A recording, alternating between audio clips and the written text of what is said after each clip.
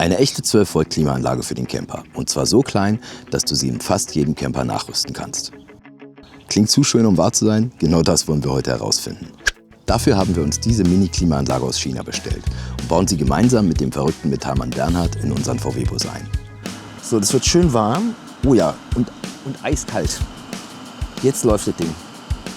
Und damit ihr sie am Ende selbst nachbauen könnt, bekommt ihr von uns eine komplette Material- und Teileliste. Viel Spaß beim Video. So ihr Lieben, jetzt spanne ich euch aber nicht weiter auf die Folter. Jetzt geht's los. Ihr wisst ja auch schon, was es ist. Es ist die kleinste Klimaanlage der Welt und ich zeige die euch jetzt. Das Ding ist nämlich richtig cool. Wir haben die aus China bestellt. Wir hatten riesige Probleme, das Ding hier mit dem Zoll reinzubringen. Wir haben Schweine viel am Zoll bezahlt und die haben uns lange nicht geglaubt, was das sein soll. Ist auch kaum zu glauben, weil es ist einfach einzigartig. Split-Klimagerät. Wir haben lange gesucht, was wir haben wollen, weil ich will nicht so ein blödes weißes Ding auf dem Dach haben, finde ich total hässlich, passt nicht zu uns. Ich will einfach was haben, was zu uns passt und ich möchte das Ding hier hinten drauf montieren. Und ich möchte die kalte Luft durch die hintere Scheibe einführen, das zeige ich euch jetzt gleich. So spannend das Innenleben auch ist, in diesem Zustand können wir die Klimaanlage natürlich nicht in unseren Bus einbauen. Die komplette Elektronik liegt offen. Regen, Staub oder Feuchtigkeit werden ihr vermutlich nicht lange gut tun. Deshalb braucht das Ganze ein stabiles, wetterfestes Gehäuse aus Aluminium. Zum Glück kenne ich hier in Paraguay jemanden, der genau solche verrückten Projekte liebt. Und wer das ist, stelle ich euch gleich vor. Und diese Geschichte kommt auf unsere Kiste. Und die Kiste ist ja schwenkbar. Also die Kiste kommt hier neben das Auto. Die wird dann also hier sitzen, hier so, ja, wo ich jetzt stehe. Hier wird die Kiste sein. Und dann geht es mit dem Schlauch ins Auto rein. Und dafür werden wir diese Scheibe rausnehmen. Wir werden die Scheibe entnehmen. Wir machen hier Metall rein und machen in das Metall einen Aussaugstutzen und einen Einfüllstutzen sozusagen ran, dass die kalte Luft hier reingeblasen werden kann und die warme Luft hier abgesaugt wird. Und dann bläst uns die Kaltluft, wenn wir unten schlafen, direkt über den Oberkörper, also direkt ins Gesicht und über den Oberkörper drüber. Wenn uns das zu viel ist, können wir die natürlich ablenken, aber es geht ja vor allem darum, dass man in der Nacht draußen schweinewarm hat. Und im Auto mit, ich glaube, der Körper hat so 70 Watt. Circa. Das heißt also, wir laden das Auto mit 140 Watt, wärmen wir das schon mal von innen drin auf. Plus die ganzen Elektrogeräte, der Kühlschrank und der ganze Kram, der da drin ist. Also sind wir schon mal bei 200 Watt Aufladung. Das bedeutet, dass wenn man da drin schläft und die Türen zulässt, dass es da drin schnell warm wird. Wenn man jetzt aber irgendwo ist, wo es halt nicht ungefährlich ist, sagen wir einfach mal, dann möchten wir natürlich die Tür zumachen. Ich lasse ja nicht die Tür offen stehen, damit man dann auch noch sozusagen einfach einsteigen kann. Und dann brauchen wir irgendwas, was die Luft runterkühlt. Und das Ding hat eben 480 Watt und damit arbeiten wir gegen unsere 200 Watt entgegen, plus eine leichte Kühlleistung. Ich hoffe, dass wir einfach auch bei, sagen wir mal, 35 Grad Nachttemperatur außen einfach im Auto so auf 28 kommen. Wenn wir das hinkriegen, das wäre der absolute Megaknaller. Und zu bedenken gilt ja auch, dass die Luft trocken ist. Also die Luft, die über die Klimaanlage wieder ins Auto kommt, die ist ja getrocknet. Das Kondenswasser wird draußen abgeleitet. Und nur die trocknere Luft im Auto, das macht einen riesen Unterschied. Was wir jetzt aber zuerst machen, ist das Ding erstmal ausprobieren. Es kommt ja wie gesagt direkt aus China. In so einer Holzkiste kam das hierher. Und ich werde das Ding jetzt mal anschließen. Und ich habe mir gedacht, wo mache ich es? Mache ich es direkt an die Batterie ran mit dem Kabel? Ist mir alles zu fisselig? Muss ich ja gar nicht. Ist ja viel einfacher bei uns gelöst. Wir haben ja hier den Spannungswandler. Seht ihr den da? Spannungswandler, Minus und Plus. Und da hänge ich das Ding einfach jetzt drauf. Klemme ich einfach drunter. Und dann muss es ja funktionieren. Rot auf Rot gemacht, Schwarz auf Schwarz gemacht. Das Ding fing sofort an zu laufen. Aber nur die Lüfter habe ich einen Eindruck. Also alle 3 Ventilatoren haben angefangen zu laufen. Jetzt habe ich da noch einen kleinen Schalter gefunden und oder besser gesagt ein Kabel gefunden, was so wie so ein Schalter aussieht. Und den habe ich jetzt einfach mal zusammengefriemelt, dass der schaltet. In dem Augenblick ist auch eine rote Leuchte dort angegangen. Ich weiß nicht, ob ihr das seht, rot und grün. Das fängt jetzt mal rot und grün. Und vorher war es nur grün, jetzt ist es rot und grün. Und ich höre halt auch den Kompressor arbeiten. Das heißt, das Ding arbeitet. So, und wenn der Typ uns jetzt die Alukiste gebaut hat und alles fertig ist, kommt das Ding da hinten drauf mit Schläuchen ins Auto rein. Und dann haben wir eine richtig geile Klimaanlage. So, das wird schön warm. Oh ja, und eiskalt. Jetzt läuft das Ding. Also jetzt wird's spannend. Wir fahren zu Bernhard, den wir bisher nur vom Telefon kennen. Er soll ein echter Metallprofi sein. Ob er unsere verrückte Idee umsetzen kann? Hier sind wir. Er sagte hupen oder rufen, wir hupen. Hola. Morgen. Angekommen, super. Wir sind da. So, mal gucken, ob wir das hier hinkriegen, was wir machen wollen. Die Maschine habe ich schon dabei. So, also wir haben folgende Idee. Wir haben eine Klimaanlage gekauft in China. Die kleinste Split-Klimaanlage der Welt. Außenbereich, Innenbereich, aber alles in einer Box. Hier wird kalte Luft reingeblasen, hier wird warme Luft aus dem Auto rausgesaugt. Ja. So, und dieses Ding muss in eine Alukiste, weil das Ding soll hinten auf unser Auto drauf. Ich habe hier schon eine Alukiste. Okay. Das Ding soll direkt hier hin. Das ist auch nicht höher als so. Also wenn die Maschine draußen ist, ist sie nicht höher als so. Ich will eine Klappe haben, die diesen Lüftungsschacht hier hinten hin aufmacht. Also in die Richtung, genau in die Richtung, sonst regnet es rein. So in die Richtung, sodass die Wärmeluft rausgepustet werden kann. Ja. Und diese Kiste, die kann ich dann hier hin machen. Und mit 2 Schläuchen verbinde ich es dann. Hier kommt Metall rein in das Fenster. Okay, und dann Puste ich rein, saug da raus. Zuluft, Abluft Genau, rein. das war's schon. So, also so will ich es gebaut haben. Die Dinger nehme ich noch raus. Ja, okay. So, und dann kriegen wir das Ding direkt. Guck dir das mal an. Und die Klappe hätte ich halt gern so, dass die so aufgeht. Wir können die ganzen Teile rausnehmen, ja, das ist egal. Da, dass man das einfach so rum. Bevor wir loslegen, tüfteln wir gemeinsam an der besten Lösung.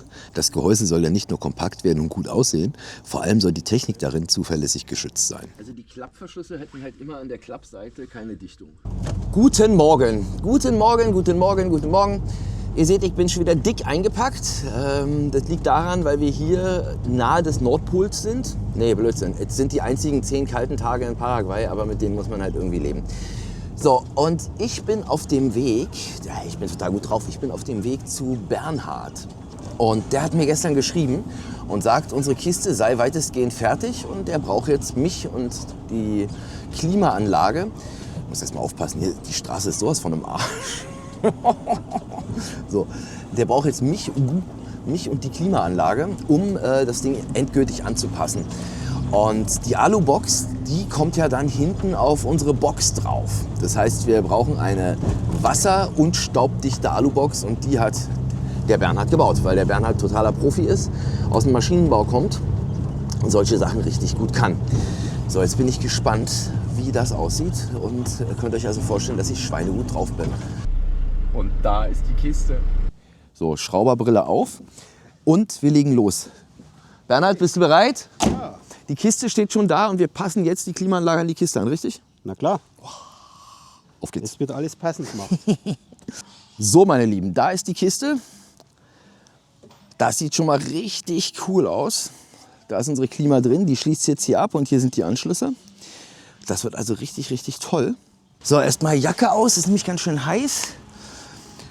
Und wir brauchen ein 42er Loch, wir haben aber nur einen 39er Lochbohrer oder einen 44er Lochbohrer. Da 44 zu viel ist und man nicht Material erstellen kann oder ersetzen kann, machen wir 39 und feilen den Rest aus. Ich fühle mich wie in der Lehre. Es ist wirklich wie bei Siemens in der Ausbildung. Es ist aber auch fast nicht zu glauben. Das Fenster war hier in diesem Bus 40 Jahre lang drin. Ich habe es nie rausgeholt. Ich habe es nicht mal rausgeholt zum letzten Lackieren. Und das ist ja nun auch schon wieder fast 10 Jahre her.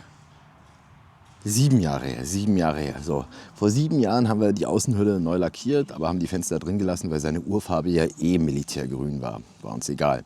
Und jetzt schaut euch diesen Fensterrahmen an. 40 Jahre altes Auto, das ist Wertarbeit. Sowas gibt's heute nicht mehr. Es ist kein Rost, nicht ein Rost, nicht ein Flugrost. Nichts, nada, niente. Damit es schön kühl ist auf unserer Tour, haben wir die Klimaanlage. Und damit wir nicht irgendwo im Nirgendwo mit einem platten Reifen oder einer flachen Batterie liegen bleiben, stellen wir euch jetzt den Sponsor des heutigen Videos vor. Wolfbox. Das hier ist der Megavolt 10R, ein 4-in-1-Gerät, das gleich mehrere Geräte ersetzt. Das kleine Gerät beinhaltet Starthilfe, Luftkompressor, Powerbank und eine Taschenlampe obendrauf.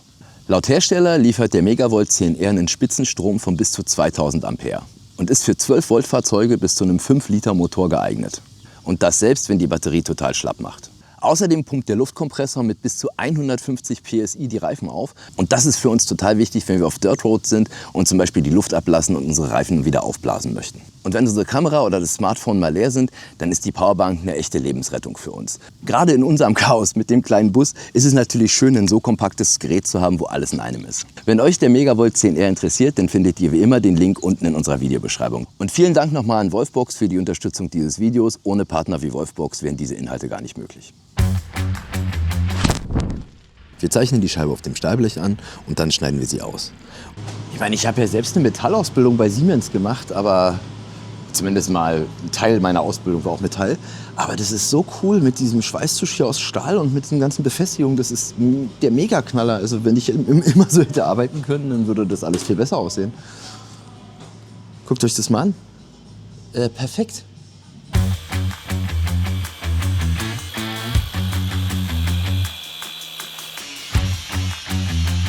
Da bin ich echt froh, dass ihr an den richtigen geraten bin. Du hast echt alles. Bandschleifmaschine für Metall.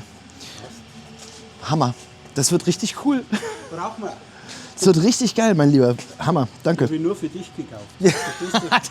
Hat er nur für mich gekauft.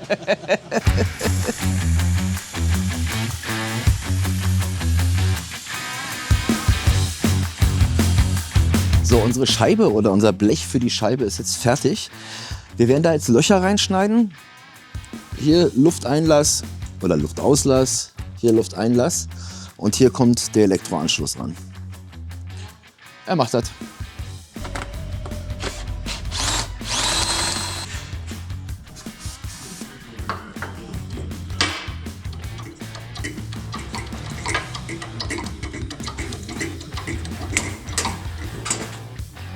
Dann geht's ans Schweißen. Eine Nadel und dann baue ich noch eine Gaslinse ein, das ist für Stahl ein bisschen besser. Und schon geht's los. Das sieht super aus.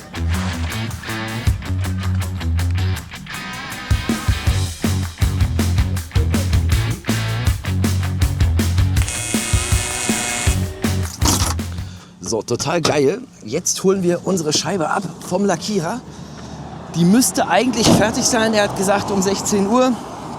Gut, wir haben es 16 Uhr. Bin ich mal gespannt und bin auch gespannt, wie es aussieht. Ich hoffe, die haben beide Seiten lackiert und kamen nicht jetzt auf die blöde Idee, nur eine Seite zu lackieren. Ich bin gespannt, ich bin gespannt, ich bin gespannt. Wow, geil. Da ist er. Ist Guck schon dir das trockene? an. Ja, ist trocken. Puh, so, gemacht. Ist auch erstmal ganz okay. Wir haben noch ein Problemkind hier oben. Da ist es noch so ein bisschen bumpy. Sollen wir noch mal schauen, dass wir das noch ein bisschen rumziehen. Ein bisschen besser, schöner machen hier. Und dann ist das fertig. Und guck mal, da wackelt auch nichts. Das ist jetzt wirklich schön schweinefest, so wie es sein soll. Und es ist nur ein Kabel reingelegt bis jetzt. Ja? Und mir kommt es auch sofort, ob dieses Kabel jetzt schweinefest ist durch diesen Anpressdruck. Das ist natürlich richtig geil. Da danke ich meinem Freund. So, meine Lieben, weiter geht's. Wir sind wieder beim Bernhard. Die letzte Etappe unserer Klimaanlage beginnt. Das Ding machen wir jetzt endgültig fertig. Fehlen ja noch ein paar Arbeiten, das bequatschen wir jetzt gleich. Da ist Bernhard. Wunderbar. Hey Bernhard! Wunderbar, mein Lieber. Schön, Servus. schön, dass das klappt. So, heute machen wir fertig, oder? Ja, logisch. Wunderbar, ich bin gespannt. Da steht die Kiste, das bequatschen wir jetzt. Auf geht's. So, sehr also gut. mein Lieber, da haben wir die Kiste. Wir sind ja schon recht weit gekommen. Die Klimaanlage ist schon drinnen. Und was wiegt das? Was würdest du sagen? Sag. 5? 6? 8. 8?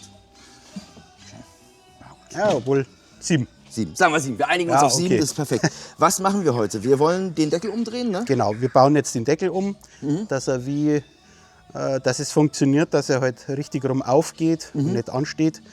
Versetzen wir die Scharniere, drehen den Deckel um und müssen halt oben das Klavierband, du hast ja uns organisiert, gell, das bauen wir dann da hin.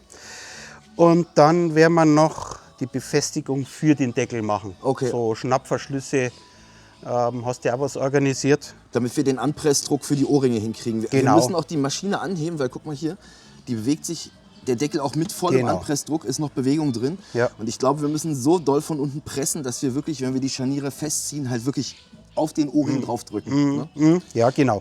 So, während er jetzt hinten schon mal an der Kiste dran ist, machen wir den Elektroanschluss.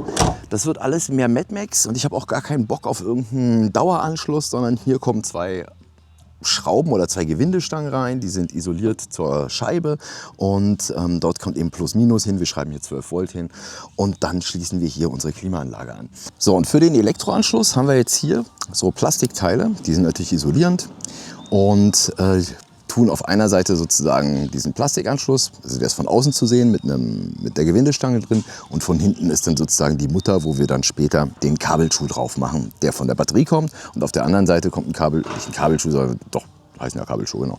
Also diese Kabelösen oder wie auch immer, die kommt von der anderen Seite dann drauf, wenn wir die Klimaanlage festmachen. So, Gewindestange rein, noch genug Platz lassen, hier kommt ja dann die Halterung. Zack, bumm. Und von hinten dann eine Mutter. Jetzt gucken wir uns aber gleich mal an, wie viel wir da brauchen. Die kommt erstmal in das Loch. So, dann gehen wir rein in die gute Stube und machen den Rest von hinten. Ach ja. Ich freue mich, wenn wir fertig sind endlich. Bin gespannt, wie das Ding funktioniert, echt.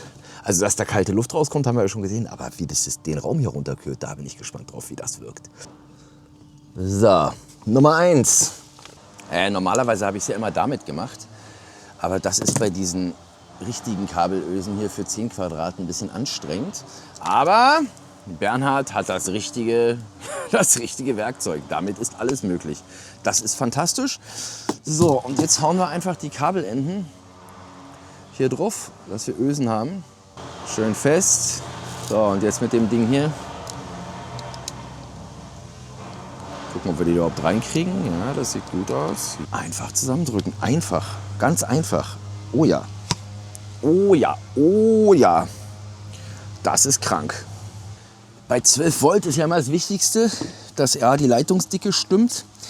Dass der Weg so kurz wie möglich ist. Weil umso länger der Weg ist, umso dicker muss das Kabel sein, wegen dem Spannungsverlust. Und wir haben jetzt hier einen recht kurzen Weg. Also wir kommen jetzt hier bis zur Klimaanlage mit 2 Metern. Das heißt, wir können gerade noch so mit 10 Quadrat fahren. Über 2 Metern wäre es schon, also müssten wir schon das Doppelte nehmen. Ich bitte euch, also so ein Kabel da zu ziehen, habe ich auch keinen Bock. Das Ding hat im Anlaufstrom 480 Watt. Ich weiß nicht, wie die unter Dauerlast läuft. Wir hatten die jetzt nur angemacht und haben sie einfach mal eine halbe Stunde laufen lassen. Und dann war sie im Betrieb nur bei 100 Watt. Das heißt, da brauchen wir gar nicht so viel Strom, aber am Anlaufstrom. Und jetzt ist ganz wichtig, dass das Kabel natürlich vernünftig verlegt ist, also sprich an einem Ort, wo es nicht reibt, nicht aneinander kommt, nicht an die Karosserie kommt. Es gibt ja ganz viele Gründe, warum es da Probleme gibt. Da kommt natürlich eine Sicherung am Ende rein, ist klar. Also wir machen das hier nicht abgesichert, also da kommt eine Sicherung am Ende rein. Aber trotz alledem soll das Kabel ja nicht kaputt gehen. So. Und ich habe auch schon einen Weg gefunden, der ganz cool ist, mit dem wir hier reinkommen. So, und da geben wir jetzt das Kabel durch und landen dann hier direkt bei unserer Batterie. Jetzt mache ich mal den ganzen Kram aus unserer Kiste raus hinten, weil da kommt ja jetzt die Alukiste oben rauf. Wir müssen ja befestigen, also brauchen wir ein bisschen Platz zum Bohren.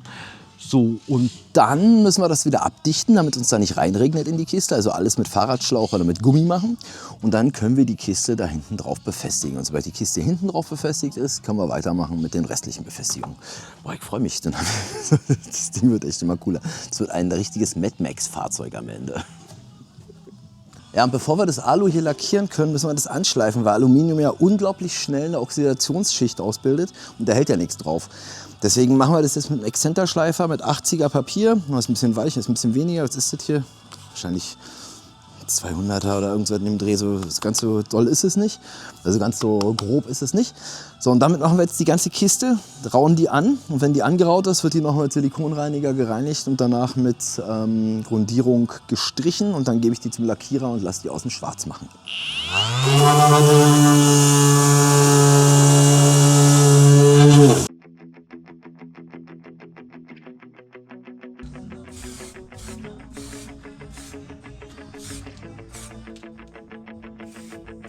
Bernhard, richtig geil, das hat super viel Spaß gemacht.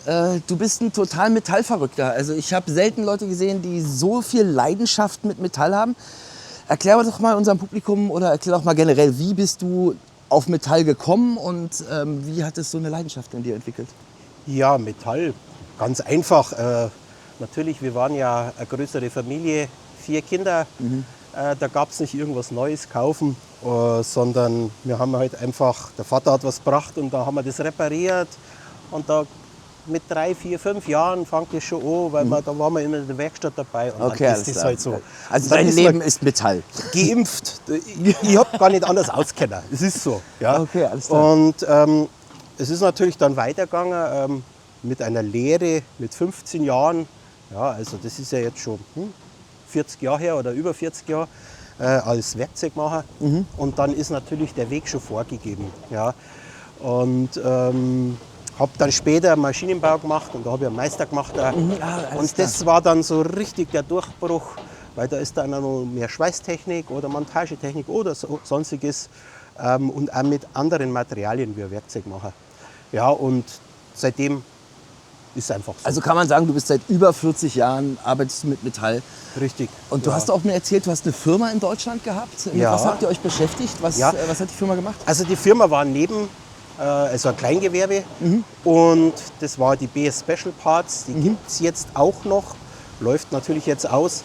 Und mein Spezialgebiet, weil ich natürlich ein Faible für die alten Autos hast, so wie du, habe ich halt natürlich auch Kühler gebaut, für Okay. Oldtimer, für Rennwegen, Tanks, überall Bügel und alles, was es so braucht, was es nicht von der Stange gibt.